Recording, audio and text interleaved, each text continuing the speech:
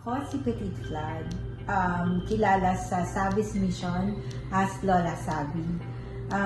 Yung Savis Mission, nag-start yan nung mag-fundraise kami for yung kailangan namin na amount para ma-surgery yung aking first apo sa kanyang sakit na congenital heart disease.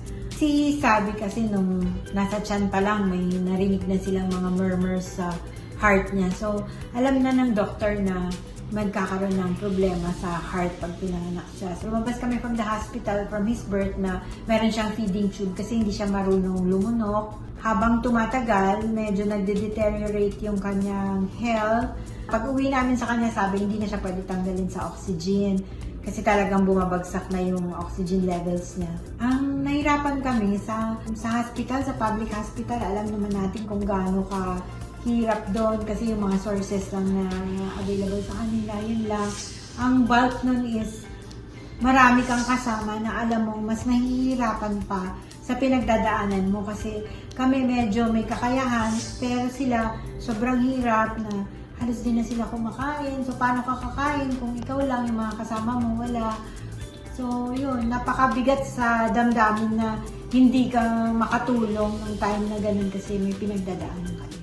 Kasama po natin ngayong umaga si Lola Petit Flood o Lola Savi, kung tawagin ng mga taong natulungan na ng Savi's Mission. Good morning po, Lola. Good morning. Kamusta po kayo? Okay naman po. Doing good. Okay, pag-usapan po muna natin tong Savi's Mission. Ano po ba ang layunin ng Savi's Mission? Ang Savi's Mission po, binuksan ko siya kasi nung nakita ko yung mga parents, yung meron silang mga biglaang pangangailangan na hindi nila alam kung saan sila hingi ng tulong. Halimbawa, kailangan pumunta ng ospital, walang pamasahe. Di ka naman pwede pumila sa DSWD para humingi ng pamasahe. Ganon. Sometimes, biglang walang available na blood sa blood bank. Kailangan bumili, hindi pwedeng libre. So, mag-a-appeal ako sa ibang tao para sabihin na nangangailangan kami ng blood. So, may mga netizens na magpapadala ng tulong. So, ang peg talaga namin, immediate response dun sa mga pangangailangan po nila. Saan po kayo humahanap ng mga taong tutulong? Sa Facebook lang. Sa Facebook Oo, lang? online lang, basta magpo-post lang ako. And then, meron kasi tayong mga So you just put one person and another person together? Middleman lang ako. Oo. So, wala din naman kasing akong ibibigay na from me. So, ang gagawin ko lang, mag-post ako, may konting kwento, parang ina-advertise mo yung pangangailangan ng isang tao na please, baka merong gustong tumulong sa kanila, sobrang kailangan nila. Minsan, fee for the ambulance, halimbawa, 1,000 pesos. If I shell it out from me, masakit din kasi madami sila. So, baka naman may tutulong. And good enough naman talaga ang daming netizens, pati mga OFW na cover natin na parang nandyan lang sila, naghihintay lang sila ng tutulungan. No names, magbibigay lang. O sige, nandyan nakapost na yung GCash ko or bank accounts ko. Sabihin mo lang kung sinong bata yung tinutulungan kasi nakalagay naman na for baby ganito, for baby ganyan. So bigla na lang may papasok sa account ko na this is for baby ganito, bili mo na ng whatever he needs, ganyan. Alam ko pang 5 taon nyo nang isinasagawa itong Savi's Mission. Opo. Mga ilan na po kayang natulungan ninyo? Siguro nasa 5 digits na yun na mga 10,000s mahigit na. Kasi hindi naman kami tumutulong ng malaki sa isang bata. Gusto na, ang tawag ko sa kanila, spread the love ba? So, kung halimbawa, gatas kailangan mo, gatas bigay ko sa'yo. Kailangan mo ng papuntang ospital yon, bigas, minsan wala silang ulam. So, magkano ulam? 100 pesos, okay na. Naitawid mo na sila. Tama. Ano po yung hindi nyo malilimutang kaso na nabigyan nyo po ng, natulungan nyo mabigyan ng solusyon? Meron kasi ako na humingi siya ng tulong, paralyzed siya. And then nagpadala siya ng picture. Tapos nakasakay lang siya sa yung parang andador, pero yung bilog dito is gulong ng tricycle from Mindanao. So parang touch na touch ka doon na hala, nag-ano lang, yun lang ginawa nila. Tapos mga tubo-tubo ng yung tubig, PVC na tubo, tapos gulong. Tapos doon na siya paano nakakalakad na ganun lang. So, ano bang kailangan? So, Parang kailangan daw walker, wheelchair. pero Yung para walker sa- niya, yung walker niya. Made of gulong ng tricycle na luma. Oo. So, nung pinost ko yon, dalawa kaagad na ako na ang magbibigay ng wheelchair niyan. So, we got one. And then, damay na yung iba, sino pa ang kailangan ng wheelchair? Kasi hindi naman niya kailangan dalawa. So, madami na nagtaas ako, ma'am, kailangan din ng wheelchair. So, yung isa na intended for this kid, dalawa na kaagad yung nabigyan natin. Wow. Ganon. So, minsan, sobra-sobra yung mapupunta sa kabila, hindi ko bibigay. Like, for instance, stroller, manghingi, yung mga hydrocephalus, hindi na mabuhat ng mga nanay nila kasi malaki yung ulo. So, pag post ko nun, may 3 kaagad na ako na. So, hindi na mapupunta sa kanya lahat. So, magbe-benefit other children na, ito sa'yo na, ito sa'yo na, kasi yung daming hydro. So, yun. I-scatter natin lahat yun. Kung tutuusin, Lola Savvy, ito pong mission ninyo was born out of a bad incident in your family. Yes. Kung saan po, yun nga po, yung pinakamamahal ninyong apo ay na ospital Yes. at hindi po nabuhay. Pwede niyo po bang ikwento sa amin yun, balikan yun, kung ano pong nangyari kay Baby Savvy? Kasi noon hindi ko alam na merong ganitong problema sa sector natin. Ang alam ko lang ay si kids sa mall, mga may autism. Kala ko hanggang doon lang yung problema na ay medyo may problema yung bata. Pero hindi ko alam na meron palang, ang dami pala nila na mga families na may hydro, may sakit sa liver, mga cancer, leukemia, lumalaban sila doon sa public hospital na first time din namin na naranasan yon. So si Baby Savvy po ay na-ospital nang dahil sa, meron po siyang congenital Heart disease. heart disease. From- So nung mga panahong yon, siya po'y na-confine. He was 5 months old. Tama po ba? Balik kasi from birth, alam na namin na meron siyang congenital heart kasi may murmur na from hindi pa siya pinapanganak. So, ang advice ng doctor, mahirap i-treat ito sa private kasi gagastos ka talaga. Tsaka ang magagandang makina, nasa public hospital. Meron tayo sa PCMC, meron tayo sa Opo. PGH. So, So doon ka na. kinailangan niyo po siyang i-ospital. Yan. So, nung... And kahit po public, meron pa rin pong expense, no, na kailangan. Kasi meron talagang may paying patients doon, meron din yung talagang charity. So kahit na paying patient ka, yun din, kasi pag ICU ka, wala kang sariling room. Kasi pasyente Magkano po ang kinailangan ninyo ng mga panahong yun? Well, nung pumasok kami, ang sabi ng doctor, mag-ipon na kayo ng 500,000 para maka-go through siya ng surgery. Basta maabot niya yung weight, desired weight, pwede na siyang i-surgery. Lumampas kami doon sa fundraising namin, sobra-sobra. Nag-fundraise po kayo dahil wala po kayong kakayahan na tustusan yung 500,000. Yeah, So this is what you did? hindi, You went on Facebook? Ganun po ba?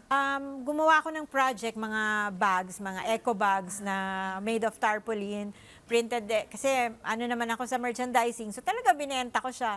And ang ganda ng turnout, lampas-lampas yung... Nakalikom kayo na magkano po? Sobra.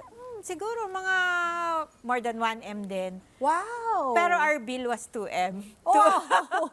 More than. Tapos nawala pa siya, hindi pa siya na-surgery.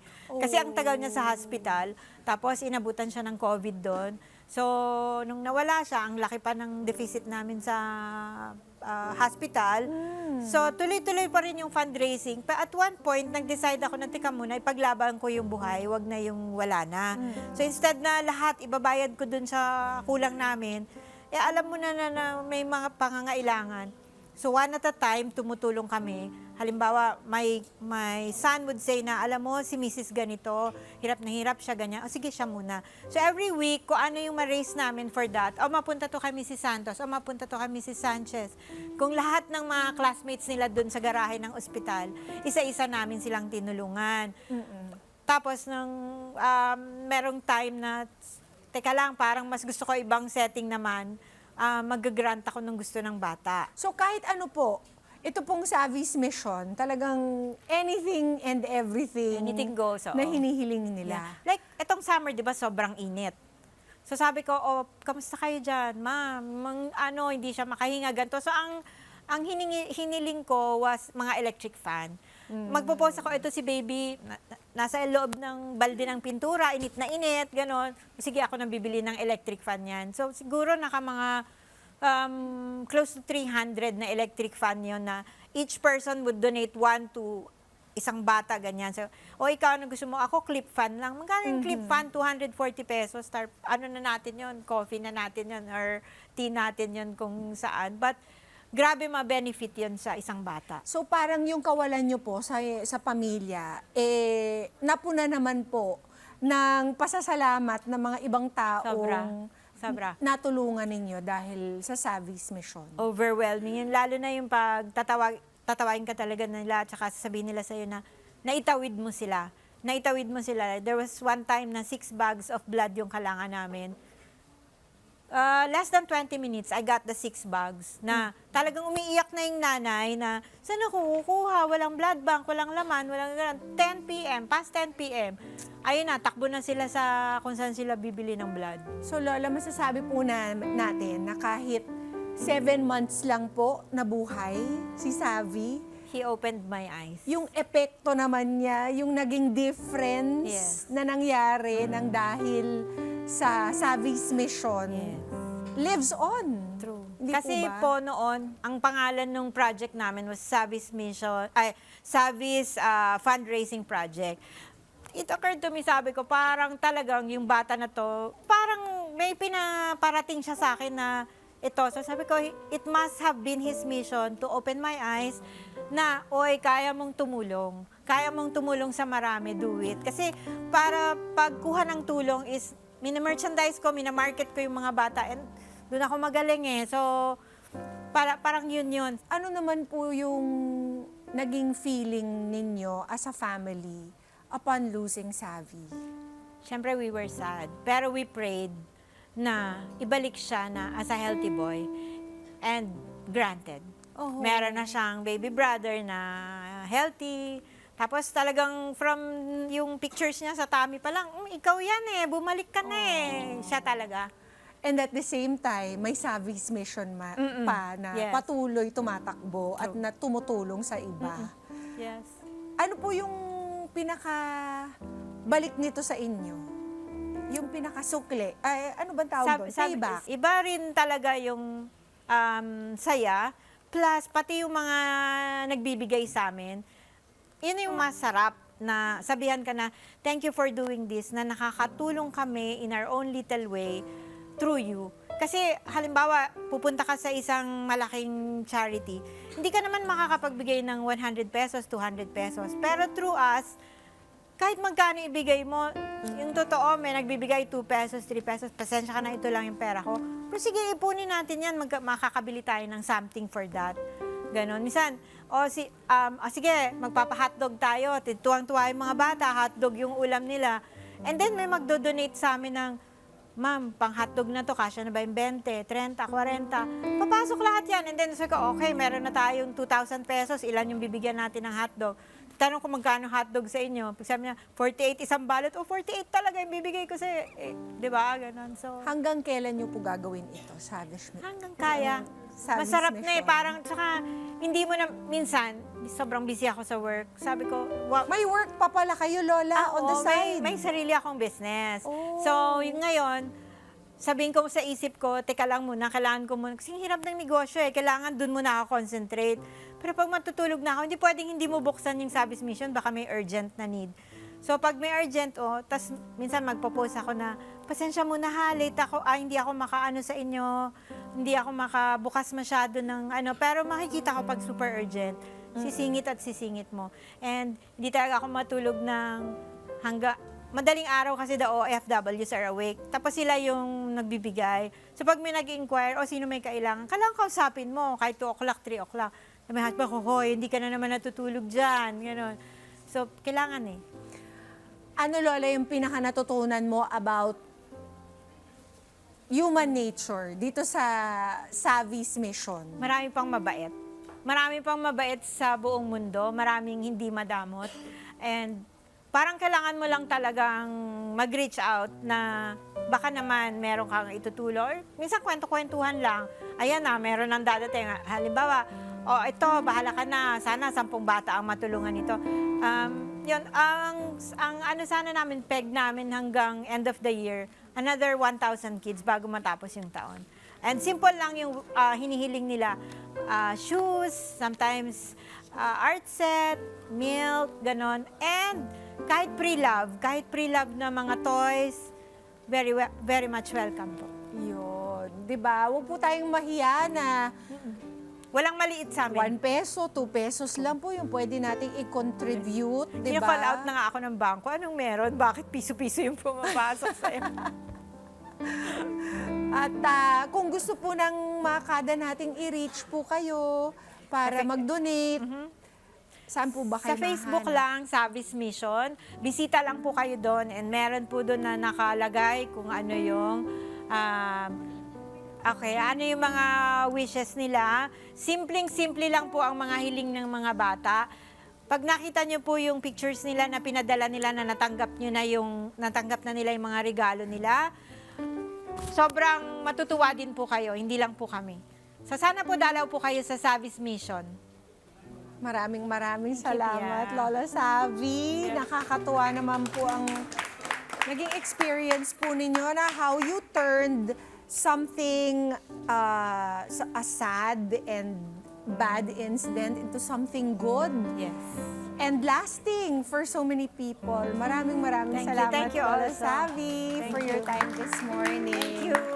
Alam niyo po mga kada, ang buhay natin sa dali lang.